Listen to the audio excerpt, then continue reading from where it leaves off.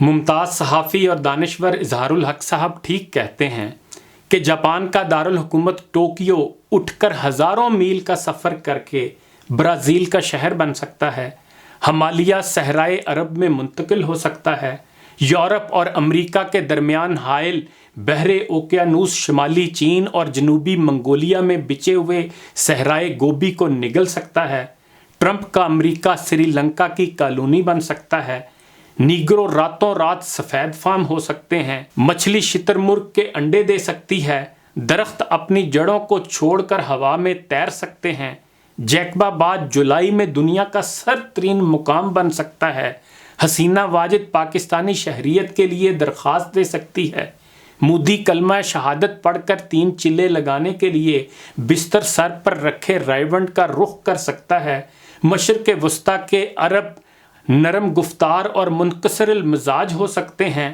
مولانا فضل الرحمان تحریک انصاف کے سربراہ بن سکتے ہیں، عمران خان نواز شریف کو اپنی آئیڈیل شخصیت قرار دے سکتے ہیں، پاکستانی عورتیں اپنے شوہروں کو دوسری تیسری اور چوتھی بار دلہا بننے کی نہ صرف اجازت دے سکتی ہیں بلکہ خود دلہنیں ڈھونڈ کر شادی کے انتظامات بنفس نفیس خوشی اور خلوص کے ساتھ سر انجام دے سکتی ہیں۔ یہ سب کچھ ہو سکتا ہے مگر پاکستان کبھی ایک پاکستان نہیں ہو سکتا۔ یہ ہمیشہ 2 پاکستانیوں پر مشتمل رہے گا۔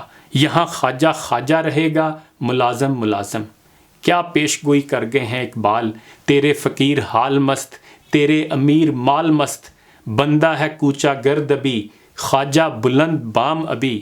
ہزاروں لاکھوں پاکستانی زندانوں میں پڑے سسک رہے ہیں۔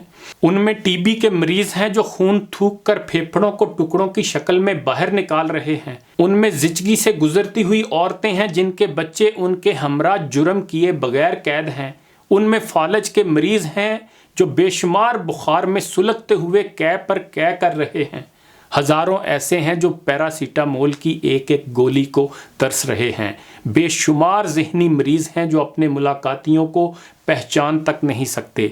کتنی ہی مائیں، کتنی ہی بیٹیاں، کتنی ہی بیویاں، کتنے ہی عمر رسیدہ باپ، کتنے معصوم بچے بسوں، سزوکیوں، ویگنوں میں دھکے کھا کر، کوسوں پیدل چل کر قیدیوں سے ملاقات کے لیے آتے ہیں، عملے کی جھڑکیاں برداشت کرتے ہیں، گھنٹوں نہیں پہروں انتظار کی سولی پر آئے دن لٹکتے ہیں مگر کسی کی سنوائی نہیں ہوتی۔ زمانے گزر گئے ان عوام کو ذلتیں برداشت کرتے۔ دوسری طرف نواز شریف ہیں اور زرداری جیسے قیدی ہیں جن کے لیے دھرتی ہل جاتی ہے، آسمان گر پڑتا ہے، جیل میں ان کے لیے ہسپتال بن جاتے ہیں، چوٹی کے ڈاکٹر 24 گھنٹے حاضر رہتے ہیں، ایمبولینسوں کی قطاریں لگ جاتی ہیں۔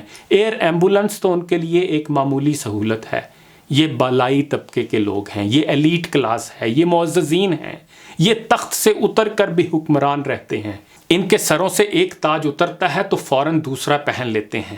یہ پہلے پاکستان کے نہیں دوسرے پاکستان کے شہری ہیں۔ میڈیا 24 گھنٹے ان کی بیماریاں، ان کے علاج، ان کی نقل و حرکت کی ایک ایک تفصیل بیان کرتا ہے۔ وزیروں کے گروہ پریس کانفرنسوں میں ان کی بیماریوں پر گفتگو کرتے ہیں۔ یہ ابھی روانہ بھی نہیں ہوتے کہ لندن اور نیو یارک کے ہسپتالوں میں ان کا انتظار شروع ہو جاتا ہے۔ ان کی ایک ایک سانس، ایک ایک چھینک، ایک ایک جمائی، ایک ایک ڈکار پر ڈاکٹر دوڑے آتے ہیں، نرسیں بھاگنے لگتی ہیں، میڈیا پنجوں کے بل کھڑا ہو جاتا ہے۔ یہ بڑے لوگ ہیں، ان کی طاقت کا اندازہ لگانا ممکن نہیں۔ انہیں بند کرنے کے لیے 8 جیلوں کے اندر زمین کے نیچے بھی زندان بنائے تو یہ اس سے باہر آ جائیں گے۔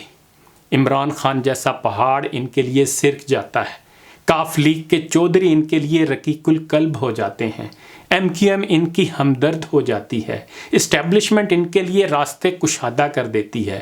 ان کی کیا بات ہے، 20 کروڑ عوام ایک طرف، یہ ایک طرف، پھر بھی ان کا پلڑا جھکا ہوا ہوتا ہے۔ 20 کروڑ عوام ان کے مقابلے میں کوڑے کا ڈھیر ہیں، خس و خاشاک کا انبار ہیں۔ مکھی اور چوہے سے زیادہ ان 20 کروڑ عوام کی ان کے مقابلے میں اہمیت نہیں۔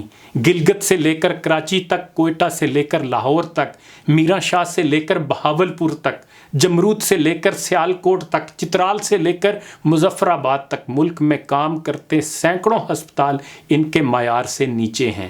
یہ ہسپتال جن میں کینچی ہے تو کاٹن نہیں، ٹیکہ ہے تو سرنج نہیں، ڈاکٹر ہے تو بلڈنگ نہیں، بلڈنگ ہے تو سامان نہیں، یہ ہسپتال، یہ مرگٹ، یہ قبرستان جہاں مریضوں کو ہلاک کیا جاتا ہے، جہاں حاملہ عورتیں بچوں کو فرش پر جنم دیتی ہیں، جہاں ایک ایک بستر پر دو دو مریض ایڑیاں رگڑتے ہیں، جہاں جعلی سٹنٹ ڈالے جاتے ہیں، یہ سارے ہسپتال عوام کے لیے ہیں۔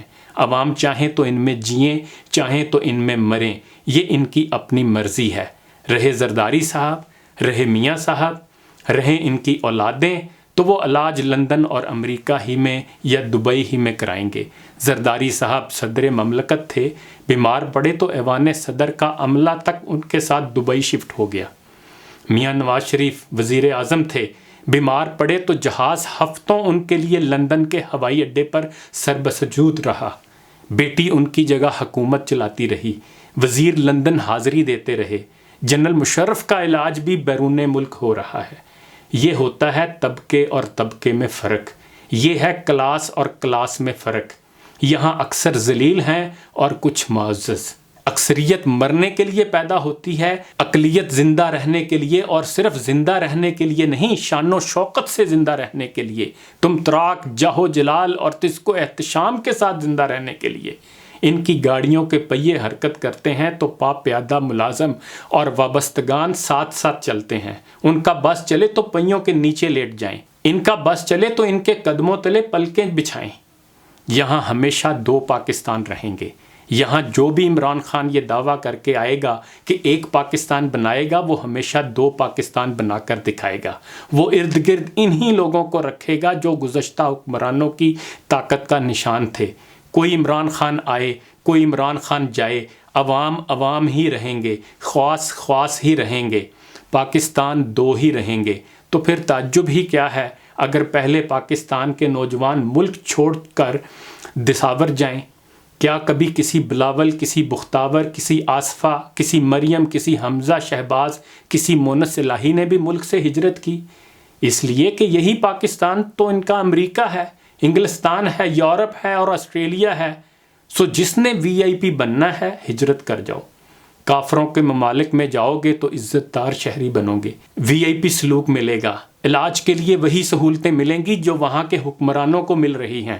تمہارا پڑوسی وزیر ہوگا یا وہاں کا ایم این اے، مگر یہاں اپنے ملک میں ہمیشہ اس پاکستان کے شہری رہو گے جو پہلا پاکستان ہے۔ یہاں میڈیا ہمیشہ تمہیں نواز شریفوں اور زرداریوں کی بیماریوں کا ایک ایک منٹ کا حال سنا کر احساس کمتری میں مبتلا کرتا رہے گا۔ بھاگ مسافر میرے وطن سے، میرے چمن سے بھاگ، اوپر اوپر پھول کھلے ہیں، بھیتر بھیتر آگ۔ انہی گزارشات کے ساتھ اجازت چاہوں گا۔ اپنا خیال خود ہی رکھیے گا، ریاست سے امید نہ رکھیے گا۔ اللہ حافظ۔